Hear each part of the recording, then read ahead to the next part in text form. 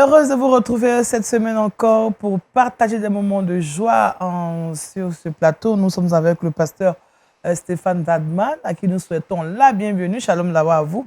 Et puis shalom au pasteur. Comment ça va? Shalom Daniel, oui, ça va très bien, merci. Et ces séjours en Côte d'Ivoire? Ça se passe très bien. Très bien. Alors, qu'est-ce que vous affectionnez comme repas? Oh, on a mangé du poisson. Oui. Et puis du couscous. Non, c'est très bon. De la loco aussi? Non, pas encore. Pas et les encore. avocats.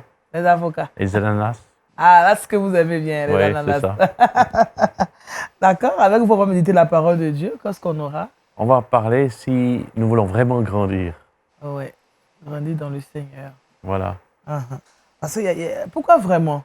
Ah, mais parce que, en fait, des fois, on prend des décisions sur nos sentiments et on devrait prendre nos décisions sur des vérités, des principes bibliques qui règlent notre vie. Parce que si on prend des décisions sur des sentiments, on risque de faire un peu fausse route. D'accord. Donc, voulons-nous vraiment grandir? C'est la question à laquelle on va répondre aujourd'hui. Oui. Merci, pasteur. Ce sera pour tout à l'heure. Méditons ensemble. José Dioba, comment ça va? Très bien, grâce à Dieu, ça va. Dieu merci. Alors, on aura Culture Actu avec toi et puis le saviez-vous? Oui, Culture Actu, on va parler musique aujourd'hui, c'est jeudi. Et dans le saviez-vous, on ira du côté de la Suisse pour parler d'un séminaire dénommé Évangile 21. Tu sais que le pasteur Stéphane nous vient de la Suisse? Ah, il va corroborer, mes propos. Du pasteur voilà, je vais faire une partie, il va faire une seconde partie. D'accord, merci Josué. Shalom Kouda. Shalom Daniel. Comment ça va? Ça va bien. On aura des astuces aujourd'hui? Oui, comme tous les jours, on aura 3 astuces pour blanchir les sanitaires, pour les faire briller, shiner. Quand on a des visiteurs, il faut que ça brille. Et pour nous-mêmes aussi, c'est bien d'avoir des sanitaires clean. D'accord, donc 3 astuces aujourd'hui pour faire briller nos sanitaires. Ah, ça va briller dans nos toilettes. Alors, merci. Alors, nous sommes jeudi aujourd'hui et tous les jeudis, nous avons un spécialiste de la santé avec nous sur ce plateau. Nous sommes avec le docteur Marc Lévy Inanna, médecin généraliste. J'ai bien dit le nom, hein? Oui, c'est cela. Comment vous allez, docteur? Ça va bien, Daniel. Dieu merci. Avec vous, on va parler de quelque chose d'inhabituel. On n'en parle pas souvent hein, sur notre plateau. Non, malheureusement. Aujourd'hui, on va lever le voile quand même. Le bilan prénuptial. Oui, le bilan prénuptial. C'est important. C'est très important même d'ailleurs. Voilà, donc, il y a un certain nombre d'examens qu'il faut faire, une consultation qu'il faut faire. En tant que couple qui aspire au mariage, il faut voir un médecin pour avoir des conseils relatifs à notre couple.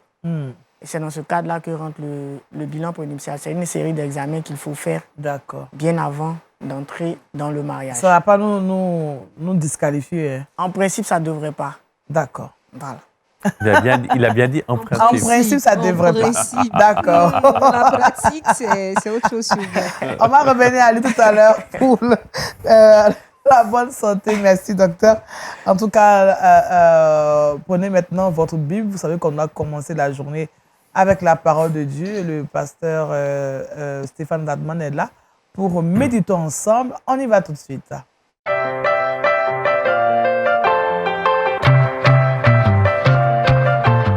Voulons-nous vraiment grandir? C'est le thème et le texte d'appui Éphésiens, le chapitre 4, versets 14 et 15. Pasteur, voilà, nous voulons grandir. Oui, parce que, en fait, peut-être vous le savez ou pas, mais la plupart de nos problèmes viennent de notre immaturité spirituelle. Et c'est ce que nous dit ce verset dans Éphésiens 4, versets 14 et 15. Ainsi, nous ne serons plus de petits enfants ballottés et emportés par tout vent de doctrine, mais en disant la vérité dans l'amour, nous grandirons à tout point de vue vers celui qui est la tête, Christ. Donc, une personne mature ne prend pas des décisions sur des sentiments, mais sur des vérités. Et Dieu ne veut pas que nous restions à l'état de bébé en culotte courte, n'est-ce pas? Il veut que nous grandissions. Parce que votre enfant, quand il est en culotte courte, eh bien, mais c'était tellement beau quand mes enfants avaient 2 ans, 3 ans. Ils couraient dans mes bras. Puis aujourd'hui, ils ont 30 ans, ben oui, ça change. Mais heureusement, parce que si au bout de 30 ans, il est toujours en culotte courte, Et qu'il court dans vos bras. il court dans mes bras, et puis il faut changer les pampers, ça va pas très bien, n'est-ce pas? Et vous voyez, Dieu est un Dieu d'ordre, Dieu est un Dieu d'ordre, et il base ses principes sur des lois physiques, comme la thermodynamique, la gravité. Hein. Si je lâche quelque chose, ça tombe. Hein. C'est la loi de la gravité. Et Dieu, il a établi certaines règles. Et puis, il a aussi établi des règles pour grandir spirituellement. Et j'aimerais vous partager 6 lois de la croissance spirituelle. Alors, premièrement, nous grandissons lorsque nous nous nourrissons de la parole de Dieu. Je pense que c'est assez évident. Hein? Jésus, il a dit, il est écrit, l'homme ne vivra pas de pain seulement, mais de toute parole qui sort de la bouche de Dieu.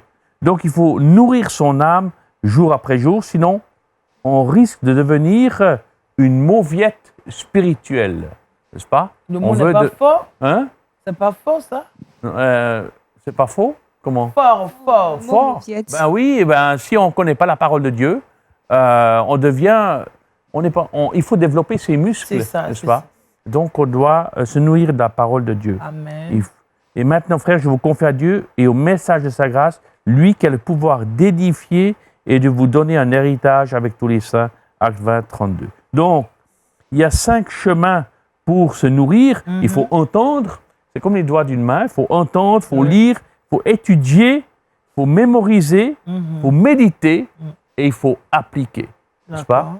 Et ça, c'est très important. En fait, il y en a 6, un pour chaque doigt de la main, et appliquer, on tient fermement. On peut plus nous prendre ça parce qu'on applique. Et c'est ça qui est important, c'est appliquer la parole de Dieu. Donc, il faut prendre un temps personnel chaque jour avec Dieu, de préférence le matin. Ce n'est pas la quantité de versets qui est important à lire, mais c'est la qualité. Il vaut mieux lire un verset, un demi-verset, et méditer là-dessus quelques minutes, et remettre sa journée à Dieu. Voilà ce qui va nous aider. Deuxièmement, nous grandissons lorsque nous apprenons par différentes méthodes, n'est-ce pas? C'est ainsi, avec encore beaucoup d'autres encouragements, que Jean annonçait la bonne nouvelle au peuple. Luc 3, verset 18. Ce sont d'autres encouragements, c'est diverses manières. Alors, il y a des gens qui apprennent en écoutant, avec les oreilles. N'est-ce pas? Ils aiment venir à l'église, ils aiment écouter, ils n'ont pas de stylo, mais ils retiennent tout. Mais il y a d'autres personnes, eh bien, ils apprennent par le visuel. Ah ben voilà, on est dans le décor ici. C'est ça. Mais il faut le visuel. Il y a d'autres qui apprennent par le verbal, par l'oral. Il faut être dans un petit groupe. Quand ils échangent, vous savez, souvent, le but de petits groupes, c'est pas d'enseigner, mais c'est de faire parler l'autre personne pour que, quand l'autre personne elle exprime quelque chose, ça veut dire elle exprime ce qu'il y a au fond d'elle-même. Et puis, quatrièmement, il y a des personnes qui apprennent en agissant, n'est-ce pas? C'est le physique, c'est le kinesthésique, n'est-ce pas? On fait quelque chose avec les mains, n'est-ce pas? Ou avec les pieds, ou avec la peinture, n'est-ce pas? Et on exprime. C'est comme ça qu'on arrive à mieux apprendre. Donc, apprendre par différentes méthodes. Ensuite, troisièmement, nous grandissons lorsque nous développons des habitudes spirituelles. Vous savez, les habitudes, ça détermine ce que nous sommes. Et ce que nous sommes détermine la direction de notre vie. Et notre caractère, c'est la somme de nos habitudes. N'est-ce pas? Si je suis fidèle à ma femme 364 jours par année, eh bien, je ne suis pas fidèle. N'est-ce pas? C'est 365 jours par année ou 366. N'est-ce pas? Donc, c'est une habitude. Et si j'ai l'habitude de dire la vérité, si j'ai l'habitude de bien gérer mes finances, n'est-ce pas? Ça va déterminer aussi la direction de ma vie. Et puis les habitudes, mon caractère est déterminé par la somme, par la totalité de ces habitudes. Si je suis toujours à l'heure, si je suis fiable, n'est-ce pas? Quand je promets quelque chose, n'est-ce pas? Des promesses sur le demain. Combien on en a aujourd'hui? On ne répond pas aux mails, on ne répond pas aux appels, etc. Donc ça, c'est très important. Développer des habitudes, n'est-ce pas? Si vous savez cela, vous êtes heureux, pourvu que vous le mettiez en pratique. Et tous les athlètes s'imposent toutes sortes de privations et ils le font pour obtenir une couronne qui va se détruire. Mais nous, c'est pour une couronne indestructible. Donc, les athlètes ont des habitudes. Et c'est ça qui fait qu'ils sont forts et qui grandissent et qu'ils ont de la performance. OK? Et c'est comme ça aussi, par exemple, comment vous connaissez un faux billet? Comment vous apprenez à connaître un faux billet? Il y a des faux billets de banque. Quand on les manipule, parfois. Moi, j'utilise le test de la lumière. Ouais. Normalement, quand on met un billet à la lumière, on ne doit pas voir à travers. Non. Les deux, vous êtes dans l'erreur. Ah bon. Les banquiers, qu'est-ce qu'ils font? Ils étudient le bon billet. Plus vous étudiez le bon billet, plus vous arrivez à voir que c'est un faux billet. D'accord. Oui. Wow. Et c'est pour cela qu'il faut bien étudier la Bible. Parce que plus vous étudiez la Bible, il ne faut pas étudier les fausses doctrines. Plus vous étudiez la bonne doctrine, la Bible, vous vous nourrissez de la parole, vous grandirez et vous saurez, ça ne vient pas de Dieu. OK? Yeah. Donc, les habitudes, il y a des habitudes d'adoration hebdomadaire en grand groupe. C'est bien d'avoir une habitude, comme dit la Bible, d'aller à l'église le dimanche ou le samedi. L'habitude de communion en petit groupe, d'être en petit groupe une fois par semaine, n'est-ce pas? L'habitude d'un temps quotidien avec Dieu, la Bible et la prière, et l'habitude aussi de mémoriser la Bible. Ensuite, quatrièmement, nous grandissons lorsque nous aidons les uns les autres à grandir. OK? Je désire que nous soyons encouragés ensemble chez vous par la foi qui nous est commune à vous et à moi. Quand on aide les autres à grandir, on grandit soi-même. C'est pour ça qu'il faut participer à un petit groupe une fois par semaine. Et cinquièmement, nous grandissons lorsque nous nous attendons à grandir. Il est dit, soyez traités conformément à votre foi. Matthieu 9, verset 29. Et puis finalement, nous grandissons lorsque nous nous engageons à grandir. Et ça, c'est peut-être un point le plus important. Il est dit, vous me chercherez, vous me trouverez, parce que vous me chercherez de tout votre cœur. Donc, on s'engage. Sans engagement, on ne grandit pas. Il faut s'engager. Quand je me suis engagé à me marier avec mon épouse il y a plus de 32 ans, n'est-ce pas? Eh bien, c'est un engagement. Mais aujourd'hui, les gens ne s'engagent plus. Pourquoi? Ça coûte trop cher. Parce que l'engagement, ça coûte. Mais en fait, l'engagement, ça protège aussi. N'est-ce pas? Quand on est engagé à quelque chose, ça nous protège et ça nous permet de nous focaliser dans notre vie. Donc, il faut faire une alliance avec les autres et une alliance avec notre Dieu. N'est-ce pas? La peur de l'engagement est l'exemple ultime de l'immaturité. Donc, le seul moyen de grandir est d'accepter de prendre des engagements qui nous permettent de grandir. Et l'engagement le plus important de la croissance spirituelle, c'est de s'attendre à Dieu qui nous permet de traverser diverses épreuves, diverses difficultés pour grandir. Donc voilà, qu'on soit encouragé à répondre à cette question, est-ce qu'on veut vraiment grandir? Est-ce qu'on est prêt à s'engager et à dire à Dieu, maintenant, quel est l'objectif que je pourrais mettre devant moi pour cette semaine, pour le mois qui vient, ou pour l'année qui vient, pour grandir un tout petit peu plus. N'est-ce pas? Chaque fin de journée, on devrait dire, eh bien, j'ai grandi un tout petit peu plus. Parce que j'ai appris quelque chose dans la parole, parce que j'ai pu l'appliquer, parce que j'ai pu montrer à quelqu'un comment le faire, et puis parce que j'ai passé avec succès une épreuve.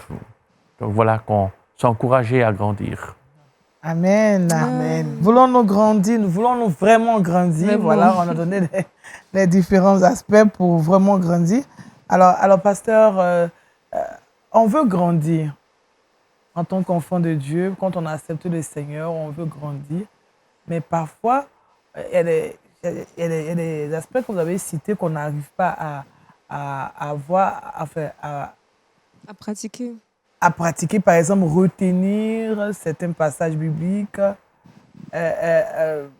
nous engager réellement, parce qu'on estime que quand on est engagé, on n'a plus le temps pour soi-même, toutes ces choses. Vraiment, quel est le secret? Qu'est-ce que vous pouvez nous donner? Mais c'est quoi le temps pour soi-même? on veut être avec des amis, on veut s'occuper de soi-même. Oui, mais pour moi, il n'y a pas le temps pour soi-même et le temps pour Dieu. Pour moi, je prends tout, c'est le temps avec Dieu. Si je suis dépendant de Dieu, je grandis, Dieu va m'indiquer, maintenant, j'aimerais que tu lises la Bible, par exemple tous les jours. Mais peut-être à un moment de la journée ou de la soirée, qu'est-ce que tu vas faire? On ouvre la télé, puis on regarde pendant 3 heures, bouger comme ça devant la télé. Ou bien est-ce que peut-être Dieu nous dit, voilà, il faut inviter des amis, ou bien il faut passer du temps. Mais pour moi, c'est tout dans la même perspective de croissance. Donc, il ne faut pas séparer les choses. Faut pas c'est ça le défi pour le chrétien, c'est de compartimenter sa vie chrétienne. Et ça, c'est la vie avec Dieu, ça, c'est la vie sociale, ça, c'est la vie sexuelle avec ma femme, et puis ça, c'est... Non, c'est tout, c'est une seule pièce, n'est-ce pas? Et c'est Dieu qui doit régner dans cette pièce. Alors voilà, il y a un cadre avec les amis, il y a un cadre qui est plus particulier avec lui, avec le travail, etc. Mais c'est tout dans la même pièce. Et Dieu doit régner dans cette pièce. Amen. Vous avez une question? Oui, je ne suis pas contre le fait qu'on doit souffrir pour grandir, mais est-ce qu'en dehors des problèmes, des difficultés, il n'y a pas d'autres moyens pour grandir spirituellement dans notre marche avec le Seigneur? Je n'ai pas très bien compris. Je dis, on enseigne beaucoup que la souffrance nous aide à grandir, passer par les épreuves, voilà, ça aide à grandir. Mais en dehors des épreuves, il n'y a pas d'autres moyens par lesquels Dieu passe pour nous faire grandir. Mais bien sûr, on grandit avec toutes les expériences de la vie. Même, par exemple, le fait d'ici, je ne souffre pas, mais je grandis, n'est-ce pas? Mais ça, c'est Dieu seul qui peut juger comment on grandit, n'est-ce pas? Mais des fois, c'est vrai que l'épreuve, la difficulté nous permet de vraiment démontrer qu'on a compris notre leçon et puis qu'on sait le mettre en pratique, n'est-ce pas? La fidélité, par exemple. Eh bien, vous savez, la patience. Hein? Alors, Dieu, j'aimerais aujourd'hui apprendre la patience. Mais Dieu dit, voilà, je te mets dans des situations où tu seras tenté d'être impatient, n'est-ce pas? Il faut attendre tant de temps à l'aéroport, il faut attendre tant de temps avant que l'autre vienne, parce qu'il a promis qu'il venait, et puis il faut attendre, voilà. Mais tu as demandé la patience. Ah, mais tu veux encore apprendre la patience? Ah, mais je t'envoie encore des choses, n'est-ce pas? Et c'est comme ça qu'on apprend. Dieu, s'il nous fait grandir en nous mettant dans des situations opposées à ce que nous devons avoir, à ce que nous voulons grandir. Pasteur, est-ce qu'un chrétien mature a plus d'importance aux yeux de Dieu qu'un chrétien immature? En d'autres termes, quels sont les bénéfices d'être un chrétien mature? C'est qu'on puisse vivre plus proche de Dieu et être plus utile à Dieu. Parce qu'on aura sa perspective, sa manière de voir les choses. Si, par exemple, moi j'ai 2 fils dont je suis très fier, ils ont 28 et 30 ans, n'est-ce pas? Eh bien, aujourd'hui, c'est presque des conseillers. Parce que c'est des gens matures. Parce qu'ils ont compris ma perspective. Comment moi, je vois les choses de la vie et eux voient la même chose. Et donc, c'est des échanges très constructifs. Mais si il y avait 15 ans ou il y avait 20, papa, c'est quand que tu vas faire un métier que tu vas gagner de l'argent. C'est comme ça que mon fils me disait. N'est-ce pas? Mais aujourd'hui, il dit, papa, tout ce que tu fais, mais c'est super, il faut y aller. Vous voyez? Donc, c'est ça la maturité. C'est plus on est mature, plus on est proche de Dieu. Et d'ailleurs, si on dit que Dieu s'est éloigné de moi, je suis éloigné de Dieu, c'est moi qui décide aussi, c'est la proximité que je veux avoir avec Dieu. Si quelqu'un s'est éloigné, ce n'est pas Dieu, c'est moi. Vous voyez? Merci, pasteur. Merci, docteur. Vous avez une question à poser, bien ça va? Non, c'est bon. D'accord. C'est très édifiant. Nous voulons tous grandir, alors nous devons mettre tout en œuvre, n'est-ce pas? Parce que c'est ce qu'on peut retenir aussi pour grandir, pour rentrer dans cette perspective. Voilà. Alors on va prier, peut-être qu'il y a quelqu'un qui nous écoute, qui malgré les efforts n'arrive pas à grandir. Il faut se laisser imprégner par la présence de Dieu. Amen. Dieu notre Père, merci parce que tu nous aimes tels que nous sommes, avec nos faiblesses, avec nos difficultés, avec nos frustrations. et tu souhaites que nous puissions grandir, qu'on soit plus des petits bébés en culotte courte, mais qu'on soit des hommes et des femmes fortes et qui puissent avoir ta perspective et que tu puisses nous aider à prendre des engagements chaque jour, à passer du temps avec toi, à passer du temps dans un petit groupe, à aller à l'église et à vivre avec toi, à prendre des versets par cœur et puis, oui, à vivre de ta présence, que tu puisses nous conduire par ton esprit, nous fortifier et nous encourager. Te demandons ces grâces au nom du Seigneur Jésus. Amen. Amen. Merci, Pasteur Stéphane Dagman. Voulons-nous vraiment grandir? C'est le thème de notre méditation, le texte d'appui, Éphésiens chapitre 4, versets 14 et 15. Merci, Pasteur. Nous allons passer à l'actualité culturelle chrétienne avec José Dioba, Culture Actu.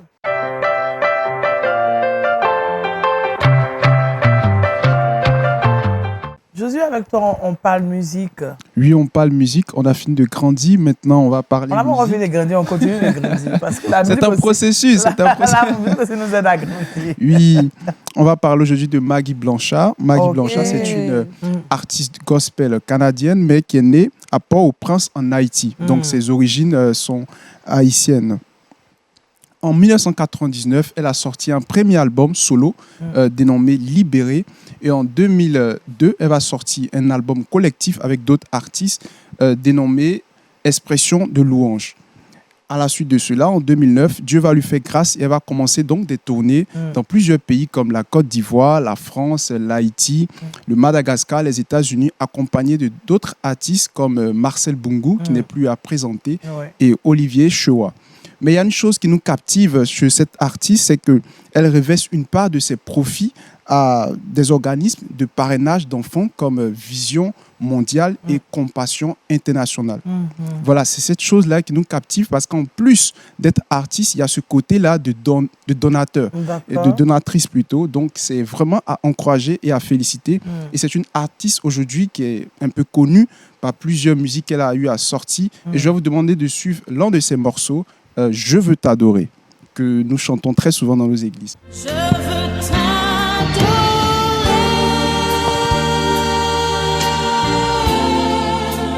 oui t'adorer,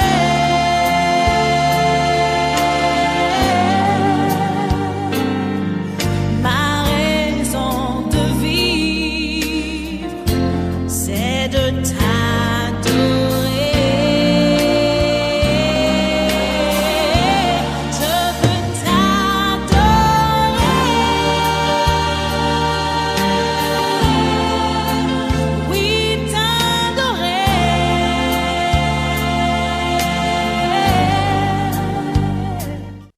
Voilà. La raison pour laquelle je vis. Non, pardon. Elle a fini de chanter. Nos vies doivent adorer le Seigneur et c'est ce qu'elle témoigne dans cette musique. Et voilà, vraiment, c'est une artiste que j'apprécie beaucoup. Et tu nous fais encore redécouvrir. Alors, pasteur, vous écoutez souvent Maggie Blanchard? Ah oui, et d'autres artistes. Hein. Ouais. Je suis tout le temps en train de... Avec YouTube. Vous chantez aussi souvent? Ah oui. Ma femme n'aime pas que je chante. On sent même que le pasteur a une belle voix. S'il peut faire il dit sa femme n'aime pas qu'il chante, donc il ne va pas chanter. Non, parce qu'elle sait bien chanter. Donc je chante tout seul. Mais dernièrement, j'aimerais savoir pourquoi on ne retrouve plus Maggie Blanchard sur les différentes plateformes. J'ai l'impression qu'il y a eu un petit silence. Oui, actuellement, elle a marqué une pause. Voilà, elle a marqué une pause. D'après l'interview qu'elle a eu à faire, elle a marqué une pause. Après, donc, il y a eu un accident qui s'est produit dans la vie de son fils qu'elle avait. Oui. Et donc, ça l'a tellement bouleversée jusqu'à présent. Elle ne s'est pas vraiment retrouvée. Mais Dieu fera grâce très bientôt. Elle reviendra sur la scène musicale. D'accord, nous prions pour elle. On prie pour elle, vraiment, pour que les choses aillent mieux. Voilà, pour elle et son fils. Merci José Dioba qui nous a rappelé encore, parce que c'est un moment, on entendait Maggie Blanchard un peu partout. Et là, je pense que ça nous rafraîchit la mémoire, n'est-ce pas? Merci, on va retrouver José Dioba tout à l'heure pour Le saviez-vous. À présent, nous allons nous intéresser à notre santé et c'est la bonne santé tout de suite.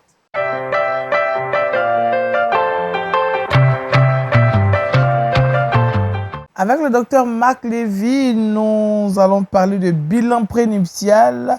Alors, docteur, ce cantique de Maggie Blanchard, souvent on les chante dans le mariage. Hein, quand on célèbre le mariage, on dit ouverture du bal des mariés. On met ça Oui, aussi. Mais oui, ça fait un bon moment. c'est ça. Bon, avant d'arriver à là, on parle de bilan. Qu'est-ce qu'un bilan prénuptial? Est-ce que vous pouvez nous le présenter? OK. Alors, il faut dire que le bilan prénuptial, c'est un ensemble d'examens voilà, qui débute par une consultation. Une consultation du couple Oui. voilà, auprès d'un médecin pour avoir un certain nombre d'informations qui vont permettre d'orienter le médecin et le couple par rapport à leur vie future. D'accord. Quelles sont ces Voilà. informations? Donc, le bilan prénuptial concerne, on va dire, de plus près le couple, Oui. mais de façon plus large, les deux familles. D'accord. Voilà. Est-ce que nous? Donc, Le plus près le couple. c'est-à-dire, Oui. pour ceux qui sont déjà mariés, par exemple, c'est bon de se pencher sur le bilan prénuptial de leurs enfants. Il faut les encourager à faire un bilan prénuptial. De sorte que, s'ils sont amoureux d'une personne, Oui. qu'ils puissent déjà, après avoir présenté cette personne Aux aux parents, tout ça. penser déjà, bilan prénuptial, penser déjà santé du couple pour éviter certains combats. Alors, inutiles. qu'est-ce qu'on recherche justement quand on fait le bilan Voilà. prénuptial? Donc, nous sommes tous issus de parents. Oui. Voilà, nous sommes issus de parents biologiques Uh-huh. et nous héritons d'un patrimoine génétique de ces parents-là, D'accord. de papa et de maman. Donc 50-50, 50-50. 50-50. Nous sommes constitués à 50% de matériel génétique de papa et de maman. Et des moments. Voilà, donc il y a la part de Dieu. Et physiquement, c'est papa et maman qui nous donnent leur matériel génétique. Donc, ils nous donnent ce qui est bon et ce qui est mauvais, on va dire ça comme ça. Donc, s'ils ont des maladies, ils peuvent nous transmettre ces maladies-là également de façon génétique. Donc, il y a des maladies héréditaires. Il y a des maladies qui sont devenues héréditaires. Par exemple, le diabète. Le diabète, à l'origine, n'est pas une maladie héréditaire. Mais au fil du temps, on a constaté que les parents commençaient à transmettre le diabète. Voilà, on parle de diabète familial et Ouais, autres. ouais, Voilà. ouais. Donc, il y a certaines maladies qui sont vraiment liées aux gènes, telles que la drépanocytose. Oui. Donc, quand un parent ou les deux parents sont drépanocytaires, ils sont susceptibles de mettre au monde des enfants drépanocytaires. Donc, le bilan prénuptial va tenir compte de tous ces aspects-là. Donc, quand le médecin reçoit le couple en consultation, ça va concerner la fertilité. Parce que c'est ce que tout le monde regarde généralement. La fertilité d'abord. Voilà. Oui. La fertilité, c'est-à-dire quoi? Est-ce que le couple peut procréer? Donc, il y a les infertilités de couple. C'est-à-dire, monsieur, à part, il est fécond, il est fertile. Madame, à part, elle est féconde, elle est fertile. Mais lorsqu'on les met ensemble, ils sont improductifs. Ça arrive. Oui, c'est très fréquent. Voilà. Bon, très fréquent, c'est un peu trop dit, mais c'est fréquent. C'est fréquent, oui. Voilà. Ça, on a ces exemples-là. Mais justement, c'est dû à quoi? Est-ce qu'on peut parler d'incompatibilité au niveau du sang ou quoi? Exactement. C'est vers ça que j'allais arriver. Oui. Donc, il y a certains examens qu'on demande. De sorte que si on découvre une incompatibilité sur le plan de la fertilité, on en discute. Pour ne pas que ça pose problème dans le couple. Parce que le désir de maternité, c'est vraiment un problème pour les couples quand ça se présente.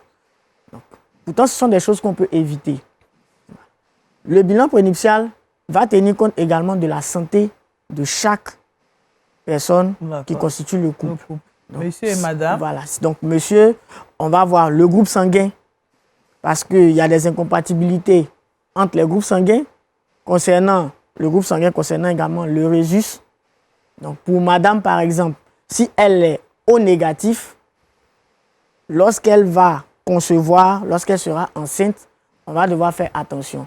Parce que le rhésus négatif est susceptible de combattre l'enfant dans le ventre de la maman. Donc, c'est bon de connaître le groupe sanguin de la maman avant de se marier. C'est bon de connaître également le groupe sanguin du père avant le mariage. Comme ça, on peut détecter plus facilement les incompatibilités. Donc, le groupe sanguin Rhésus fait partie du bilan prénuptial. L'examen de la drépanocytose également, comment on appelle? L'électrophorèse de l'hémoglobine, c'est comme ça qu'on appelle l'examen, fait partie du bilan prénuptial. Également, concernant les maladies transmissibles, telles que le VIH. Le VIH fait partie du bilan prénuptial.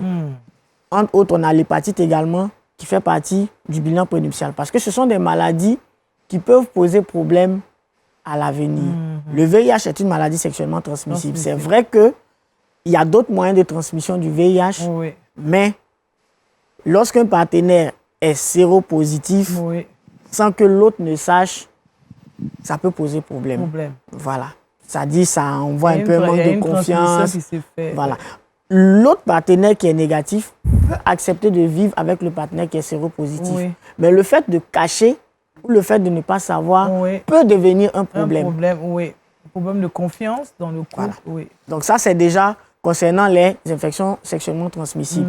Donc pour revenir à la drépanocytose, si chacun des membres du couple a des traits de drépanocytose, au moins des traits de drépanocytose, parce qu'on a plusieurs résultats. Lorsqu'on fait l'examen de la drépanocytose, on peut avoir un sujet sain qui a une hémoglobine saine, qui est AA, comme on dit, un sujet qui a des traits drépanocytaires, donc qui est AS ou AC, et on a les sujets qui sont drépanocytaires, donc qui ont le phénotype SS, le génotype SS ou SC.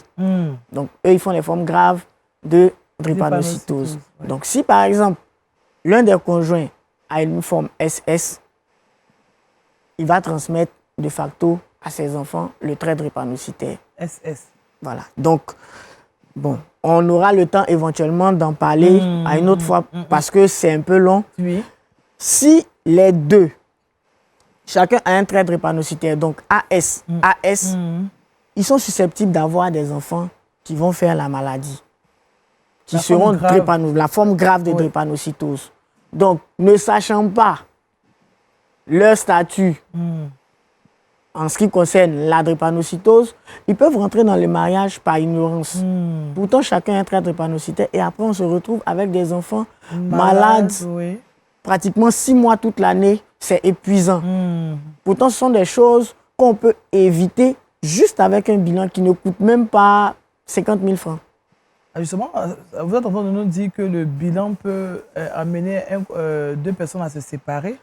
C'est ce que je disais tantôt. En principe, ce n'est pas pour se séparer qu'on fait le bilan prénuptial. C'est pour prévenir toute forme d'incompatibilité. Prévenir toute forme d'incompatibilité. Toute forme d'incompatibilité. Parce que la drépanocytose, c'est lourd à gérer. C'est très lourd à gérer. C'est une maladie qui est très courante ici, en Afrique, mais pas en Europe. Voilà. J'ai jamais entendu parler de ça. Si, c'est courant, c'est fréquent ici. Voilà, nous faisons partie. Comment, cette maladie? La drépanocytose, c'est une hémoglobinopathie.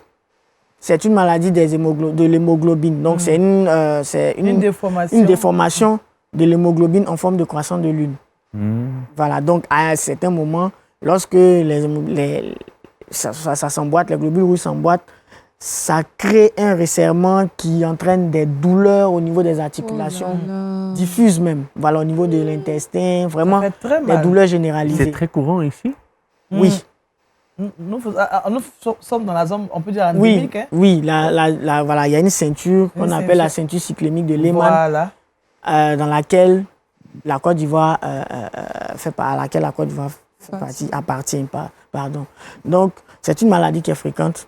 Voilà, c'est vrai que sous d'autres cieux, on parle, il y a la thalassémie qui également sévit, mais ici, plus particulièrement, c'est la drépanocytose qui est fréquente. Et c'est toute la région africaine ou c'est seulement Côte d'Ivoire? Oui, il y a Côte d'Ivoire, il y a un certain nombre de pays.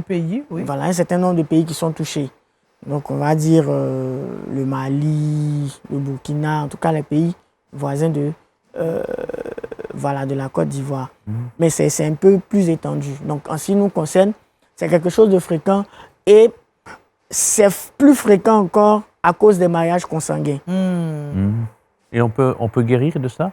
Voilà, c'est une maladie chronique. Il y a des mesures hygiéno-diététiques.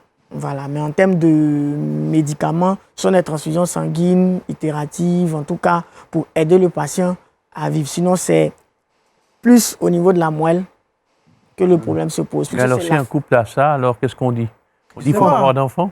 Quand le couple, par ignorance, est rentré dans le mariage, on va dire, ils seront obligés d'assumer. Ça, c'est humainement parlant ce qu'il faut. Parce qu'on ne va pas leur demander de divorcer. Voilà. Parce que, comme je le disais, c'est lourd. Financièrement, c'est difficile à gérer, à porter. La prise en charge coûte cher. Voilà, la prise en charge. Parce qu'ils sont malades pratiquement 6 mois dans l'année. Donc, ils font des crises répétées.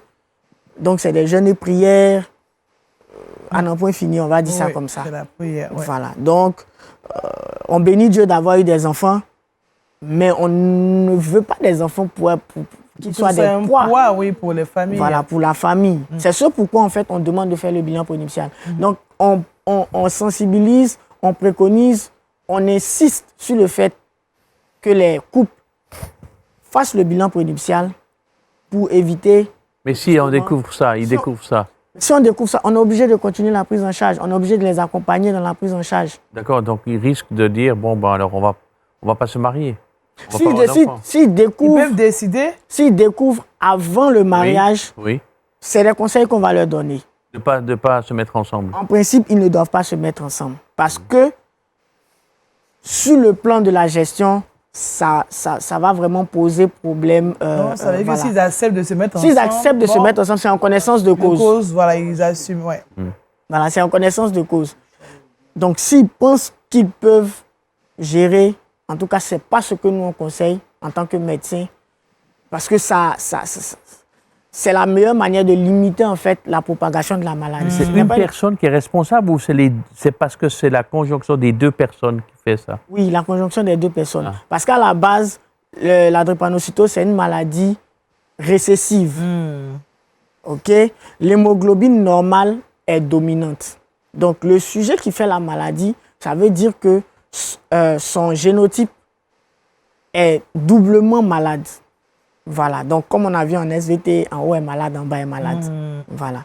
Donc, il peut y avoir des sujets qui ont des traits drépanocytaires. Donc, en haut est sain, en bas est malade. Donc, ce sont les sujets AS, comme on a l'habitude de le dire. Mais eux, en fait, on dit qu'ils ont des traits drépanocytaires parce qu'ils peuvent vivre sans faire de crise. C'est ce qu'on rencontre couramment. Et ce sont eux qui transmettent beaucoup plus la maladie. Parce qu'ils se disent, comme ils ne font pas la maladie, ils peuvent... La liberté de... Voilà, ils peuvent vivre leur vie normale. Normal. Mais une fois que... L'autre aussi est AS. Et quand ils se mettent ensemble, il y a forcément 25%, un enfant sur 4 qui sera SS. Voilà. Donc, c'est ce qu'on constate. Donc, ça, c'est relatif à comment on appelle, à la drépanocytose. On peut s'étendre là-dessus. Et là même, il y a des cas de... Bon, là, je parle en tant que médecin. Ça permet même de détecter des cas d'infidélité. Voilà. Oui. Parce que un enfant qui est malade, dont les parents sont sains, c'est pas normal. C'est pas normal. C'est-à-dire si maman, par exemple, est AS et que papa, il est AA, son hémoglobine est saine, lui, il doit être au plus AS. Il ne peut pas être SS. Ah, donc si l'enfant est SS, si l'enfant est SS, AS et AS, ils se sont trouvés. Ok, d'accord. Justement. On comprend. Donc, vous voyez, ça, c'est un peu un jeu de génétique. Ouais. Mais je dis, on peut éviter ça. Ce sont des choses qui sont évitables. D'accord. Ok. Je pense qu'on va trouver un temps pour parler de cette maladie. Exactement. La voilà. Donc, l'objectif aujourd'hui, c'était le bilan prénuptial. Oui. Encourager les frères et sœurs en Christ à faire le bilan prénuptial. La volonté de Dieu n'empêche pas de respecter les règles établies. OK? nous fonctionnons dans un corps. Le Seigneur nous a donné un corps duquel nous devons prendre soin également. Voilà, pas faire de l'idolâtrie, mais respecter quand même les règles de vie. Il nous a donné un corps dans lequel il y a du sang, il y a des organes que nous devons entretenir. Et la médecine, en fait, est là juste pour nous donner des règles, des lignes à suivre, de sorte à ce que nous puissions bien vivre. Voilà, donc le bilan prénuptial va rentrer dans le cadre d'une santé du couple. Donc si on découvre des maladies, ce n'est pas le lieu, on va dire, ils n'ont pas encore contracté l'alliance. Donc tout est discutable. Malheureusement, on fait le bilan nuptial. Bon, ils le font après s'être mariés. Et là, quand on découvre des choses, ce sont des conseils qu'on peut donner. Donc si on découvre par exemple que un des conjoints est VIH positif, on ne va pas encourager l'autre conjoint à divorcer. Mais on va lui dire que c'est possible de vivre avec une personne séropositive et être à l'aise, faire des enfants qui sont séronégatifs. Tout ça, ce sont des conseils qui permettent d'être conforté dans sa foi. Voilà, c'est possible de vivre avec un conjoint qui est séropositif. Et puis, voilà, la vie est belle. Avec également le groupe sanguin, c'est toujours bon de savoir. Parce qu'on ne sait jamais à qui est-ce qu'on peut donner le sang. Actuellement, on parle de pénurie de sang. Vraiment, l'État est en train de travailler de sorte à avoir du sang disponible pour la population. Mais on ne sait jamais. Il y a ce qu'on appelle l'autotransfusion. Lorsque vous aurez besoin de sang, ou lorsqu'un de vos parents aura besoin de sang, ce n'est pas à ce moment-là que vous allez courir faire votre groupe sanguin. Déjà, avec cette information que vous avez d'être O positif, B négatif, B positif, ça peut vous permettre d'être un donneur potentiel en ce qui concerne le patient ou un de vos parents qui sera dans le besoin. À côté de cela, ça permet aussi de prédire le groupe sanguin des enfants. Voilà. Le groupe sanguin des deux parents, lorsqu'on les connaît à l'avance, on sait quels sont les groupes sanguins susceptibles d'être retrouvés chez l'enfant. Là aussi, ça ouvre une perspective par rapport à la drépanocytose que j'ai dit tout à l'heure. Ça permet de réguler également les enfants hors mariage et autres. Bon, là, je l'ai dit comme je parle en termes de médecine. Ça permet de clarifier certaines choses parce que le père peut venir dire non, cet enfant-là, je ne le reconnais pas. Il peut vouloir faire le test de paternité, mais avec simplement le groupe sanguin, on peut clarifier les choses. Voilà. Donc c'est entre autres certains avantages du bilan prénuptial que les gens ne comprennent pas forcément ou que les gens ne font pas systématiquement.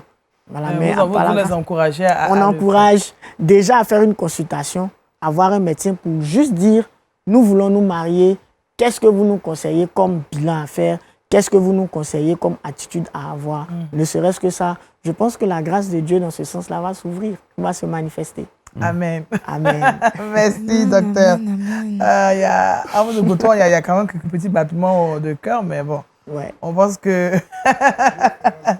Dieu fera grâce, comme on le dit. Merci en tout cas, docteur Marc Lévy, pour cet éclairage. Bilan prénuptial, c'est vraiment, il faut le faire, et ça nous permet, dans un premier temps, d'éviter certaines situations qui peuvent être inconfortables dans notre marche de couple après, dans notre vie de couple. Merci beaucoup. Faisons notre bilan prénuptial. Bon, on a déjà fait notre mariage. Bon. Si, bon. Ça a beaucoup d'aide et puis...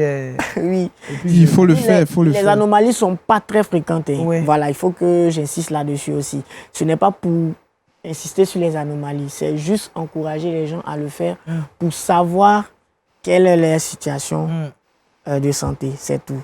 Il y a beaucoup plus même de couples qui sont sains que de couples qui sont malades. D'accord. Oui, il faut le faire, maman Dani, parce que tu chemines avec une soeur, tu chemines avec un frère après 3-4 ans, et puis bon, tu en fais un bilan, on te dit non, c'est pas possible. Donc, tu vois que... Dès le départ, dès le départ, il faut faire quand même, voilà, là, tu es orienté. Juste comment on appelle ça, l'électrophorèse de l'hémoglobine pour la drépanocytose, ça, on n'a même pas besoin d'être encadré par les pasteurs déjà même. Déjà, il faut le faire. Si vous, chacun doit vous savez, vous sentez que la soeur ou le frère est intéressé, vous voulez vous engager, c'est l'une des premières choses à faire.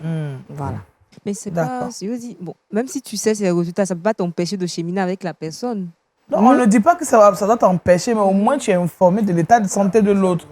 Et tu connais les avantages, tu connais les conséquences. Donc si tu t'engages, tu es libre de t'engager, mais au moins tu es déjà préparé à ce que tu auras comme situation. Là, les sentiments ne sont pas encore trop forts. Donc s'il y a des choses à corriger, on peut les faire. Tu donnes ton bilan. Mais tu as fait 5 ans, 6 ans avec quelqu'un où tu... On va continuer.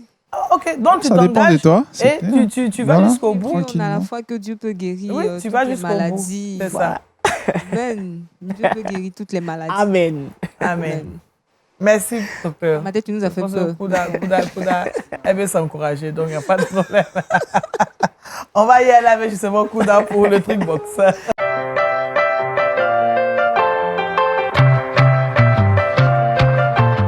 Alors, Kouda, on va changer complètement de cadre. Complètement. Après. Tu nous donnes. Faut pas avoir peur, ne t'inquiète pas. On aura 3 astuces pour blanchir les sanitaires dans nos toilettes. Oui. Bon, le blanc, c'est important lorsque un objet doit être blanc. Et puis, il a une couleur un peu bizarre. C'est pas, voilà. C'est pas agréable. C'est pas agréable. Donc, comme on peut blanchir nos sanitaires de façon naturelle, toute simple, sans se prendre la tête, il faut utiliser comme première astuce le bicarbonate et le vinaigre.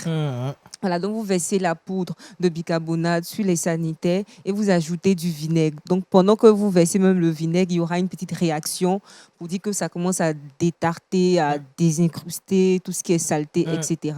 Vous laissez cela pendant 1 heure de temps. Juste après, vous venez laver, rincer, vous verrez que ça va briller, shiner. Okay. L'éclat va revenir. Vous êtes fiers de vous laver dans votre salle de bain parce que souvent, il y a... On comprend, faut laisser ça. On comprend. Prendre son bain, c'est de l'art. C'est de l'art. On fait cela dans des endroits propres, bien clean. Quand c'est bizarre, tu peux pas bien te laver. Voilà. Quand c'est pas propre, ça donne pas envie. Ok. Ensuite, la deuxième astuce. Deuxième astuce, on peut utiliser, certainement vous avez déjà entendu parler de cette astuce d'ailleurs, c'est le Coca-Cola. Voilà, verser une canette de Coca-Cola dans les sanitaires, ça va faire aussi, ça va créer une certaine réaction pour dire qu'il y a un travail qui se fait de blanchissement. Vous laissez cela pendant 30 minutes. Juste après, vous venez rincer ou passer un petit coup de savon à l'intérieur avec des produits. Vous verrez que ça va briller encore, ça sera plus propre. Tout ce qui est taches, tartes, tout ça sera éliminé au bout de 30 minutes. D'accord. 30 minutes seulement. D'accord. Voilà. Et la dernière astuce, certainement ça, vous ne connaissez pas, c'est les cristaux de soude. Je ne sais pas si vous avez entendu parler des cristaux de soude. Ok, pour ceux qui ne connaissent pas, tu connais? Tu as jamais entendu parler? Ok. Dans utilise ton micro, José. Ah oui. Les secrets, vous les parce que là, tu tombes des nues. C'est ça, c'est ça. Tellement à la maison. Oui. Tellement relax. Il est le temps de réfléchir. D'accord, les cristaux de soude. Donc, les cristaux de soude, là, on l'utilise avec de l'eau chaude. Oui. Voilà, donc, vous devez tremper en fait 3 cuillerées de cristaux de soude dans de l'eau bouillante et vous versez cela sur les sanitaires à l'intérieur, dans le lavabo, etc. Au bout de 15 minutes, vous verrez des résultats juste magnifiques, rincés et vous verrez que vos sanitaires sont propres. Okay. Quand vous allez vous laver, vous allez chanter, les anges peuvent descendre, la présence de Dieu va... Parce que souvent, tu chantes dans ta douche, mais tu pries. Mais quand tes sanitaires sont sales, comment tu ne peux pas chanter Jésus dans des sanitaires sales? On a compris. Ou bien, pasteur, c'est vrai, non? On doit recevoir la présence de Dieu dans des sanitaires propres. Mais quand c'est propre, c'est pour nous-mêmes notre propre santé. Oui, et ça attire la présence de Dieu. Dans la propreté. Oui, notre Dieu est un Dieu de propreté. On entend mieux la voix de Dieu. On entend mieux la voix du Seigneur. Vous entendez la voix de Dieu. Donc, utilisez ces astuces-là. En plus d'avoir des sanitaires propres, la présence de Dieu sera plus palpable dans votre maison. Merci, voilà. Kouda. Ah, vraiment. Il le faut. On va retrouver José. Et c'est le saviez-vous.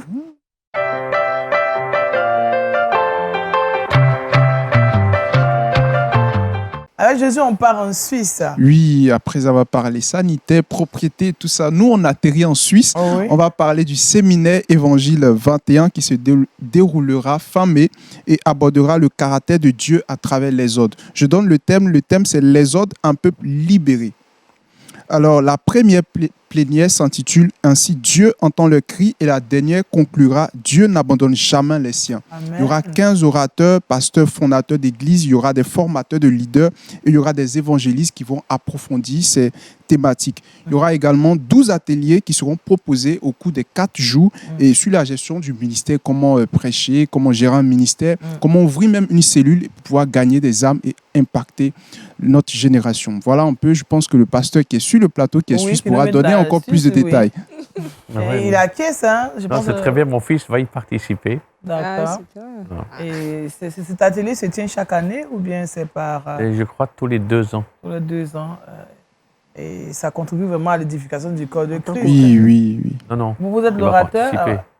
Non, il est pasteur, donc il va participer. Ok. D'accord. Et vous pouvez participer par Zoom ou comme ça? Ok, d'accord. C'est possible de participer par Zoom, hein? Je crois, ou bien on peut... Bon, ils n'ont pas précisé. Je pense qu'on va sur cette information. Je crois qu'il y a des sessions comme ça. D'accord. Je ferai plus de recherches par rapport à cela. D'accord. Merci, Josué. Et ta chose que le pasteur là. En tout cas, on rappelle que ce séminaire se déroulera fin mai.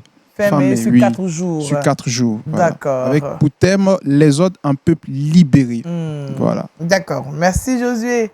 En tout cas, nous sommes informés. Et puis, Kouda, elle est pressée de nous donner notre verset boussole. J'ai envie de dire, je suis pressée de dire qu'on va prendre l'avion pour se retrouver dans 2 Corinthiens. Ok, on y va, vas-y. On voyage là, on se retrouve dans 2 Corinthiens 13, le verset 9b. Je lis. Et ce que nous demandons dans nos prières, c'est votre perfectionnement. Amen.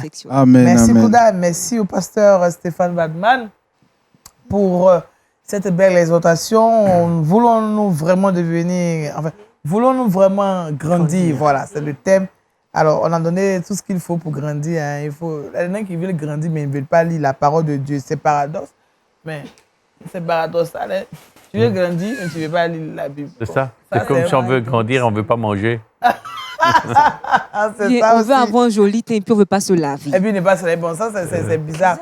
Bon, on veut se marier, puis on peut faire des bilans pénitentiaires. Ça aussi, ça peut être paradoxal. Puis on veut avoir des sanitaires propres et on ne veut pas utiliser les astuces de Kouda. Voilà. Merci aussi au docteur Marc Lévy, Nana, qui nous a exhorté vraiment à nous qui aspirons au mariage, à songer, à nous encourager à vraiment faire le bilan pénitentiaire. Ainsi, nous pourrons prévenir certaines situations qui, malheureusement, font du mal à certaines personnes aujourd'hui. Sinon, ces personnes supportent mal ces situations qu'ils vivent parce que s'ils avaient fait le bilan pénitentiaire, c'est sûr qu'on aurait eu le temps de pouvoir prévenir. Merci à Kouda et à Josué pour toutes ces informations. Que Dieu vous bénisse, que Dieu vous bénisse. Et grandissons dans le Seigneur, lisons la Bible, méditons la parole de Dieu. Ainsi, nous serons grands dans le Seigneur. Soyez bénis. À bientôt. Au revoir.